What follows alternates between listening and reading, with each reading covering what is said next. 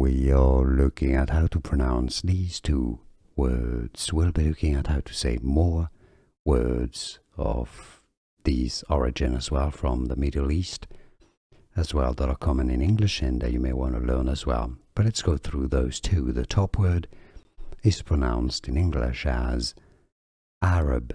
So you want to stress on this first A syllable, A, rub, with a schwa syllable, not an A, not Arab, Arab, Arab.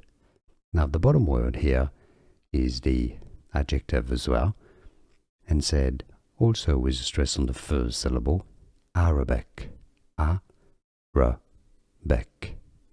Arabic is your bottom word here.